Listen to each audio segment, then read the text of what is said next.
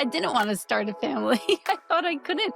I hid my pregnancy for 8 months. I worked my last wedding 36 weeks pregnant. I'm a creative. I don't like schedules. I don't like routines. The schedule, it gave me freedom. I want my daughter to see an example of a woman who can support herself, a woman who is dependent, a woman who does work hard. It's okay also for your why in life to change. We do it all. Rise up strong even when we fall. Dreams in our hands, love in our hearts. This is where the journey starts.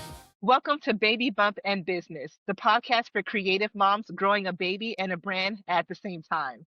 I'm your host, B. Troford Wilson, photographer, educator, and first time mom to be, sharing the real unfiltered journey of pregnancy, entrepreneurship, and everything in between. Each week, I'll be joined by a fellow creative mom to talk about the beauty, the burnout, and the balance of it all. So let's get into it. Today's guest is Vanessa Joy. Since 2002, Vanessa has been photographing luxury weddings and corporate marketing initiatives and educating photographers worldwide. She focuses her business in New Jersey, New York City, and Austin, Texas, but travels 150 plus days a year for photography. Vanessa is a highly sought after industry leading photographer in the wedding, business, and portrait space. Vanessa, welcome to the podcast. Thank you. Thank you for having me. This is going to be such a fun conversation. I'm so excited to dive into it. So, for someone like you who has built such a thriving and a busy business, what was your thought process when thinking about wanting to start a family in the midst of all of that? I didn't want to start a family. I thought I couldn't. I honestly, I thought I couldn't. I before I got married, I was like, yeah, I want to have kids. And then I got married, and then my career started taking off. And then I was like, wait, there's no way I could have kids. Like, it's just not happening. And I would joke around. People would be like, oh, so when are you having kids? You having kids? And I'd be holding a glass of alcohol and be like, not today. I just didn't think it was possible. So my first was I'm not gonna say a whoopsie, but like a little whoopsie, and unplanned. So it was shocking. It was super shocking, but it wasn't until a friend of mine. It was actually before I was pregnant. Wasn't until a friend of mine told me about the different types of support I could have that I finally was like, oh, I guess maybe I can make this work. Mm. So, would you say, so after having, I want to say your accident, but after finding out that you were pregnant, what was your initial thought process now that you're about to grow a baby and you still have this business that's running at full speed? I hid it. I hid my pregnancy for 8 months because I was so scared that I would lose my business. I would lose my career, especially at that time. I was really 95% in the wedding world. And I had had conversations with I remember this mother of the bride called me and she's like, hey, Vanessa, I'm just checking in. You aren't pregnant by chance, are you? And I wasn't at the time. She's like, oh. I'm like, no. Why? She's like, oh, well, because the makeup artist is pregnant and it's ruining everything. I'm like, okay. And I also had another client that came in and great combination. She was like a referral or collaboration because she was a referral from another previous client. I think it was actually like the sister of a previous client. And she's like, well, Vanessa, like, I want to hire you, but you've been married for about 3 years now, and you'll probably be starting a family soon. So I'm just scared you're going to end up getting pregnant, like on my wedding day, and then not be able to come to my wedding. So, like, I had had some encounters with people in the wedding industry, clients that were flat out like, how dare you? Right. Or don't think about it. Right. So when I finally got pregnant, I was like, my God. So I hid it. I didn't announce it until I was 8 months pregnant. I worked my last wedding 36 weeks pregnant, and I had her at 41 and a half, I think. But yeah. So that's how I did it. I didn't tell a soul because I was too scared to. And the scary thing is, so even for me, I didn't start telling people until about 7.5 when I started really, Mhm. really showing where it was You can't hide it. noticeable, where it's like You I can't can't hide it anymore. you can't hold the jacket in front of you. Right. It's like, oh, there actually is something there, and Mhm. it's one of those things where sadly, like even till this day, you still have those fears of having those conversations. Because I've even had conversations with clients where it's like, so do you have kids? And it's like, no, it's like, okay, so you will be more flexible so I can hire you for more projects. And Yes. it's like, why is that even the Yes. thought process? Like It's we just can it's still so balance it all. it's so not okay, and it's a stigma. And, maybe, stigmas always come from something, right? Yes, do some people who are career women have babies and decide, you know what, screw this, I want to be at home? Sure. But it's like, it's just that initial vote of non confidence in you when you say you have kids. That's why I don't really talk about my kids online even that much either to this day. Right. And it's sad that you have to do that, right? It's sad that that's It is something sad. where you have to think ahead or try to think for the client and protect your business about hiding your pregnancy or hiding that you have children or multiple children at that, you know? So so you said your last wedding you were 36 weeks. How was that for you physically? Because I've been struggling. Yeah. I have to say, my first pregnancy, physically, I was fine. I was super fit. I was doing spin classes up to like 39 weeks. I was really into it. But my second kid, like, we just don't have that kind of motivation anymore. Like, or just time, because now I got this other little one that I'm running around and still trying to do the business, and you manage your time very differently. But I was not as physically fit. That one, I worked until I did a wedding 3 days before I gave birth, I think something along those lines, because I delivered early. I was at 37 weeks with him. So yeah, it killed me. It killed me for sure. I had to, like, go sit down. Like, I couldn't take it anymore. And to be super frank, like, I just didn't give a crap anymore at that, like, your energy to, like, care at that when you're, like, ready to bust it's a real thing you have to push through and work through. Right. So, as a business owner, when you found out that you were pregnant, what was your thought process in terms of how am I going to structure my maternity leave? Did you have any plans for that, or what were things you started to put in place to be able to prepare for that? My first, I was super, this is not going to change my life. The baby will work around my schedule. I went snowboarding 3 weeks after giving birth because that's just what was in the calendar. We were going to Canada, so I got on a snowboard.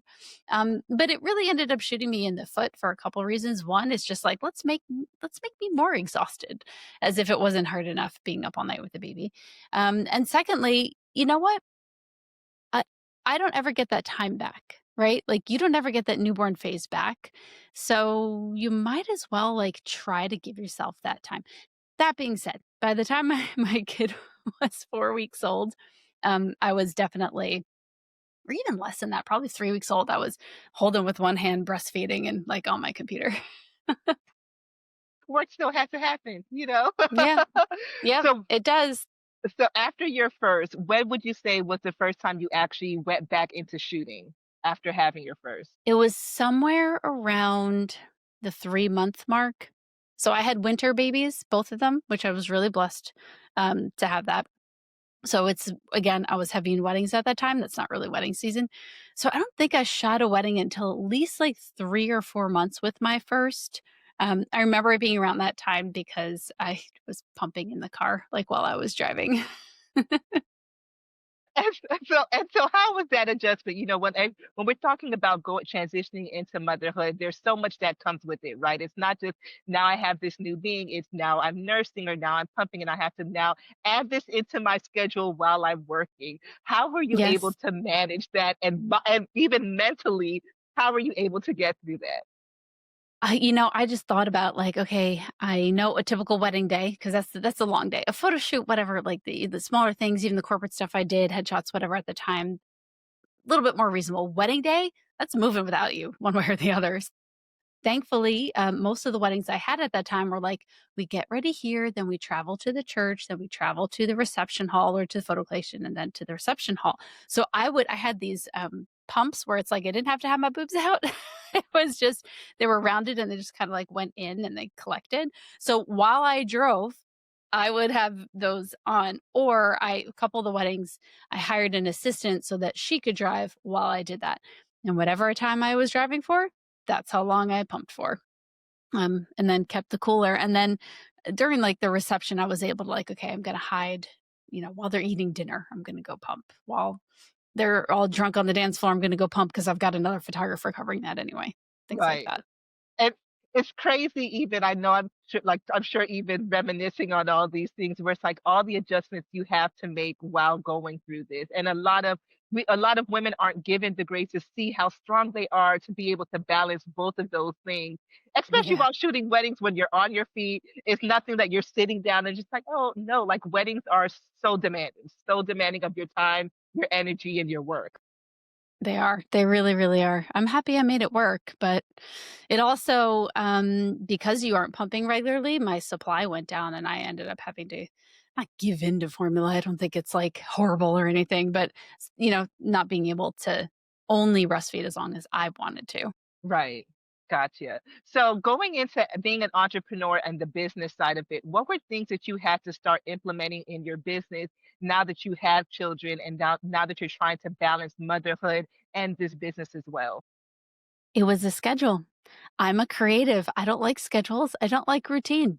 And especially again, the first kid, it was like, no, they're gonna be accustomed to my lifestyle.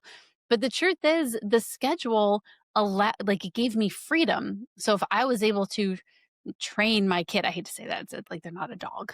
Like, but if I'm able to anticipate the schedule when my kid is going to sleep, when they're going to be happy in a little bouncy thing next to me, when they're going to be eating, then I have freedom to schedule the calls I need to have or the time in front of my computer. So having that routine saved me. I had a book that I followed, which I give to everyone I know is pregnant because it saved my life. It's called 12 Hours by 12 Weeks.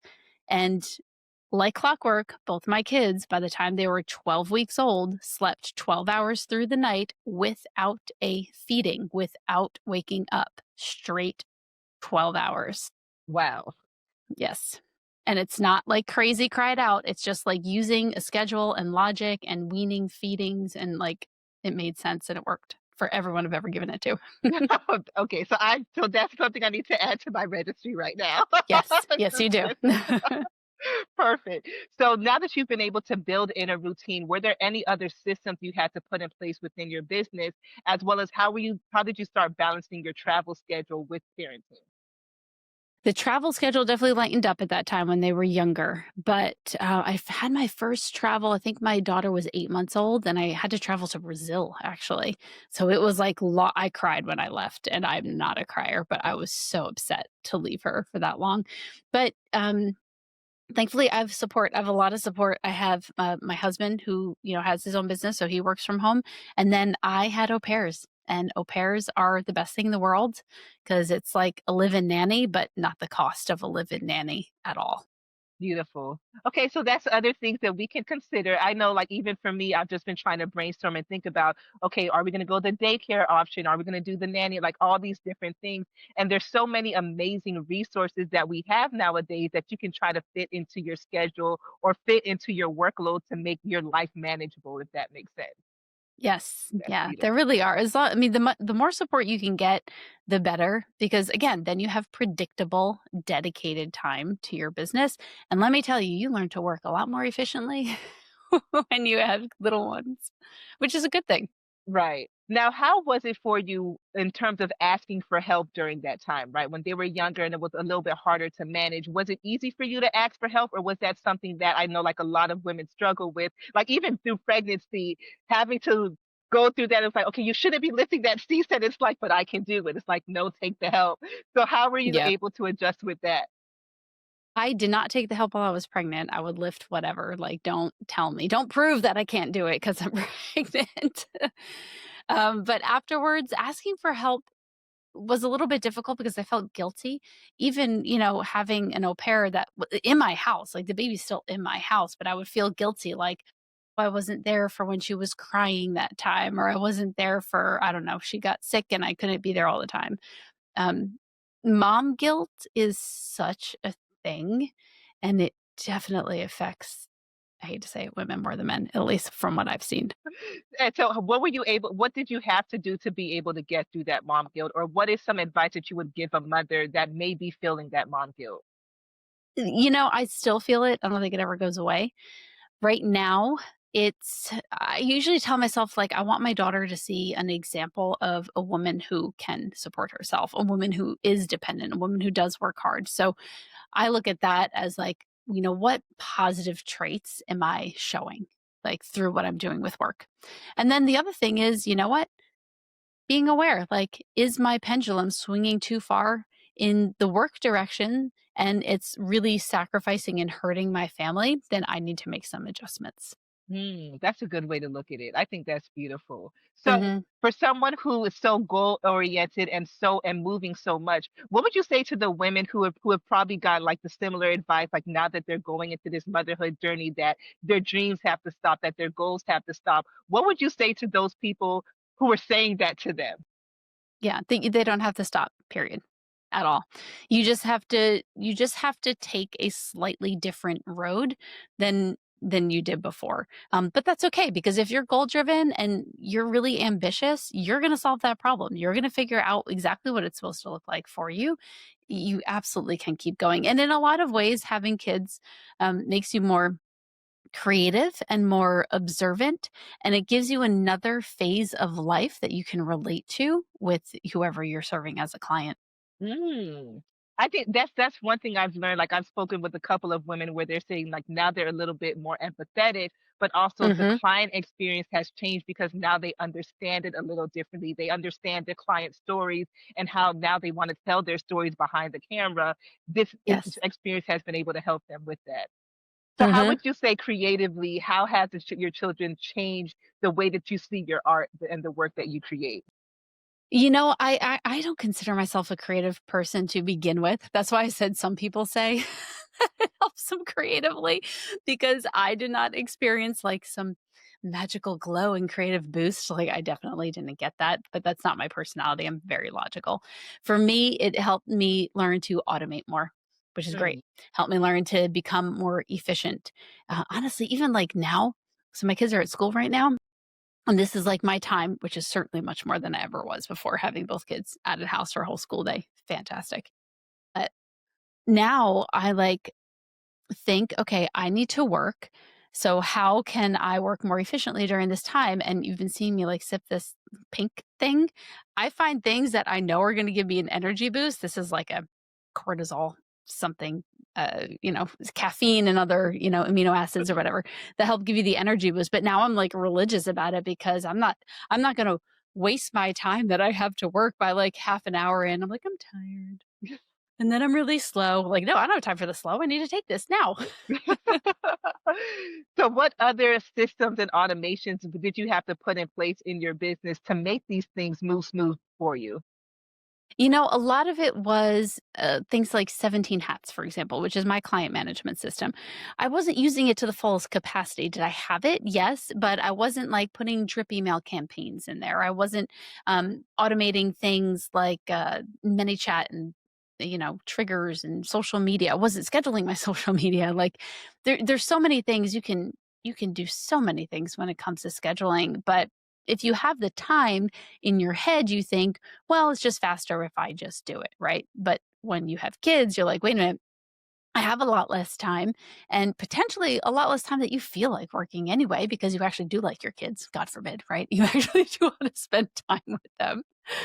So then you're like, you know what? Let me analyze this. Like, how can I use my time more wisely and stop doing the mundane work that I don't like doing anyway? That makes a lot of sense. And I think that's one thing, even for me, I'm like, okay, let me make sure all my systems are in place. Me and my assistant have had a lot of conversations of this is what this transition may look like. We're open to the change, of course, but it's like those are things that you do have to start to consider because you want things to continue to work smooth and move smooth, especially as you're going through that transition. So, Hmm. with someone like you who travels over 150 days out of the year, whoa! One, I'm sure you enjoy traveling to be able to do it that much, but how have you been able to balance that with motherhood, and have you included your children in any of your travels? And so that's the thing. So last year I did 150 days. Year before I did 120, and 120 was okay-ish. 150 last year, not okay-ish. So this year I'm at 118. So that is a good example of, you know what, I have to adjust. So I have to start saying no to a lot of things. And it's just, monitoring it and seeing if it's okay. But as my kids get older, I can't wait, and they're not quite there yet. My daughter's almost there. My daughter's 10, but I can't wait till I can just be like, "Girl, we're going to Nashville. I gotta do this talk. You're gonna sit in the audience, and you can read a book if you want while I talk, but I wanna bring you with me." I Right. can't wait for that. I am all for it. They're already big thing, look up how to pay your kids. That's extremely important. My kids both have Roth IRA accounts already. They've been getting paid since they were infants. So they'll have their retirement savings like done by the time they even understand the concept of retirement savings, or at least, understand the value. So they're already a part of my business. And I just can kind of keep making them more and more and more. That's beautiful. So are there any other things, and that right there is a huge gem in terms of investment and investing and starting your kids early, especially as an entrepreneur. Are there any other investment accounts that you would recommend, like a 529 or any other things like that that you would recommend? I do have a 529 for both of the kids. I put in like $100 a month. It's not a ton, a little bit, but I'm also very anti college. I don't I mean, I just think unless you're gonna be a lawyer or a doctor or you actually need the degree to legally perform the thing that you wanna be, I really just think it's a waste of money. It's funny, just yesterday, as a matter of fact, I can show you the message on here. So I run a mastermind for, photographers specifically, but really any small business owner that's in the creative field or the wedding world. And what I do is a 16-week mastermind that is just teaching how to run a business. It's the things that colleges really don't teach anyway.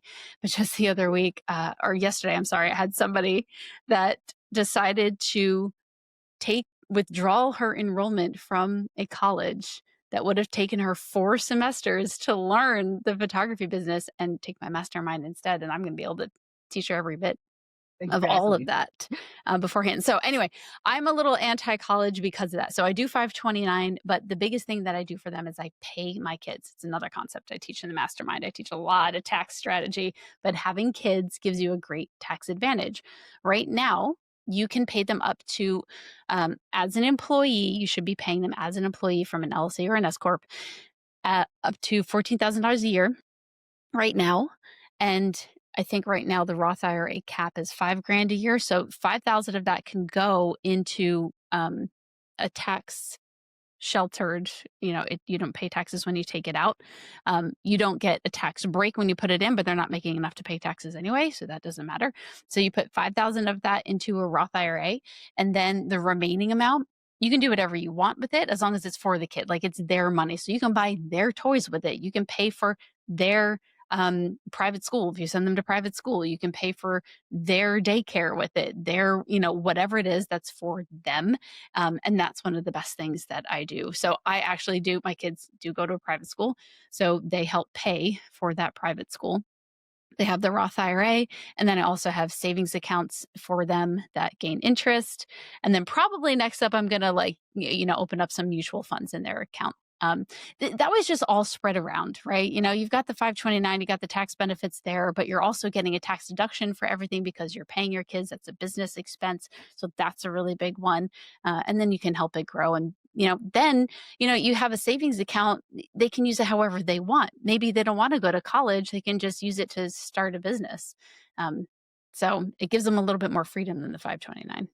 And I think that's the beautiful thing as when you're an entrepreneur and you are business focused as you're in your business, right? There are things that you can start to implement to make sure that your kids are set up, right? Because Hmm. oftentimes we're not taught these things. We're not taught about any of these things in schools, right? Even I got my degree in photography, and till this day, I tell my dean it was a waste of money, And I had a conversation with him a couple months ago, and he's like, yeah, I want you to come and teach some classes. And I'm like, here's what I wish I learned getting the degree at your school. And he's like, Yes. no, like that makes a lot of sense. And it's like, yeah, I'm like, we're not set up for the business world. I'm like, yeah, we can learn a lot about the creative side, but that doesn't set you up for how to pay taxes, how to run your business, how to sign up for LLC, all these Yeah. different things, And being able to do these strategies, like you said early on, once you have your children and being able to start them early, all that's going to do is set them up for financial success, but also give them that financial literacy that they're going to miss in schools that schools don't provide.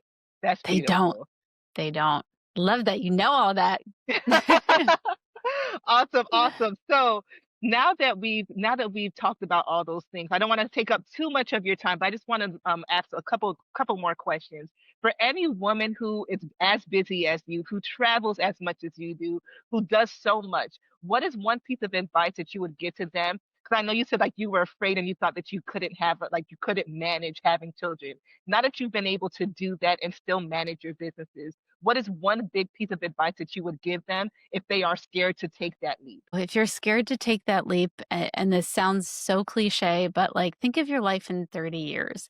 Think if you are childless and you're living in a penthouse somewhere and you sip wine every night and it's wonderful. That sounds great, but then go 10 more years or 20 more years.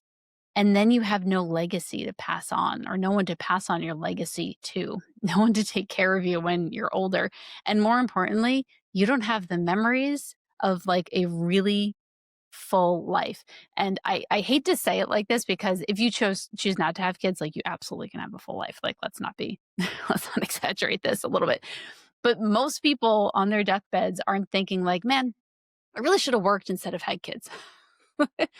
You only hear it the other way around. Man, I really should have started a family. So just pull off the Band-Aid. Like if you're on the fence, just jump off. Like you're gonna figure it out. The fact that you're even thinking about it and you're worried about it tells me you care about it, so you're gonna figure it out. Right. Beautiful. And for those that are trying to figure it out, right? We know that there's no such thing as balance, especially when it comes to this business world. So for Nope, those that just fear a that, pendulum. right, just a pendulum. So what would you say to those that are struggling with this idea of like it needs to look a certain way or it needs to be like this?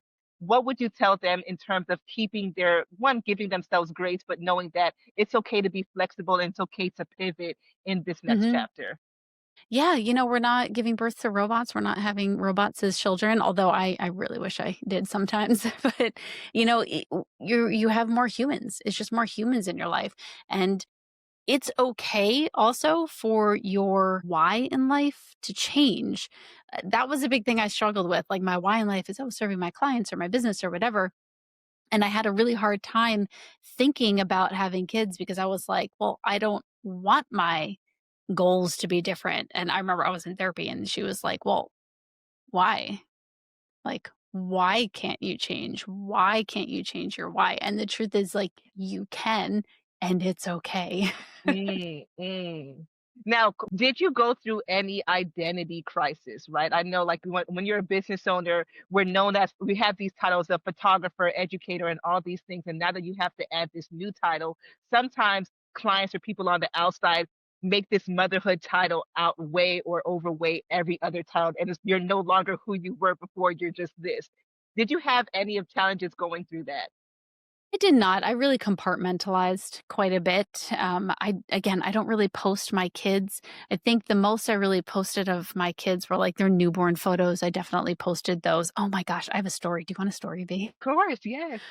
So I forgot about this till now. I post my daughter, my firstborn, her newborn photos, and I have my best friend take them, who is also a newborn photographer. And this local newborn photographer did my daughter and ripped this best friend of mine a new one, like, "Oh, these are horrible, blah, blah, blah, blah, blah, blah. She should have hired me to do it." And I'm like, "You sound like an asshole. I'm so glad I didn't hire you." It was like this crazy thing. But honestly, from that, it's kind of like I learned my lesson. Like, okay, we're not posting a lot of kids. So I did post my son's newborn photos. Every once in a while, you'll see them in my stories. Rarely will you see them in like a static post unless it's like a family picture that was professionally done. Yeah, so I compartmentalize, especially in the wedding world, and even in the corporate world a lot. They're like like you said, they don't want to see that you have kids. They want to see that you are able to be 100% dedicated to them. So that's okay. I don't have to show my family life all over the internet. And so what would you say to the woman who fears or who believes that they don't want to hide that I have a family or all those different things, or like you can have a Yeah. separate Instagram that no one knows about, you know? You can, and I do have one. But also, the other thing too is if you want it to meld into your identity, and you want your identity to now be the family that you created, then do that. Because yes, will you deter some people? 100%, but you'll be deterring the jerks, and you'll be attracting the people who are like minded, and those are the people you want for clients anyway. So that's okay. You can absolutely choose to do that. Just beware the crazy people. Yeah. and there's a lot of them out there, There so are. Yes. the joys of living in this world is there's crazy people out So there, true. and and there's no way you can escape them. So No, you really can't. so awesome. Well, Vanessa, thank you so much for your time. Thank you so much for your honesty and for sharing this side of your story with me. I know that I've learned so much in this, and I know that another creative mom out there is going to be motivated and inspired by your journey. So, Vanessa, again, thank you so Yeah. much for your time. My pleasure. And if anybody else has any more baby questions, by all means, I will try to look. And if you post questions on the podcast, I will definitely look. And then if you're interested in um, the mastermind that I do, Yes. because that definitely helps like put everything in order so that you can run a very systemized business so that you can spend time with your family and ultimately, work to live, not live to work. Just go to my Instagram, which is Vanessa Joy, well, at Vanessa Joy, Vanessa, and just DM me the words photo mastermind. Photo mastermind. It'll get you in there. Awesome. I know I'm going to chop in, and I hope everyone else tunes in because we need all these gems. So, again, Vanessa, thank you so much. Thanks. Thanks so much for tuning in to this episode of Baby Bump and Business. I hope today's conversation reminded you that you're not alone in this journey and that there's so much power in building something beautiful while becoming someone new. If you've enjoyed this episode, please take a moment to rate, review, or share it with another mama or creative who needs the encouragement. Your support helps this community grow and lets more stories like ours be heard. To stay connected and get updates on real episodes and real talk from creative moms like you, be sure to follow us on Instagram at Baby Bump and Business. Until next time, keep creating, keep growing, and give yourself all the grace that you deserve.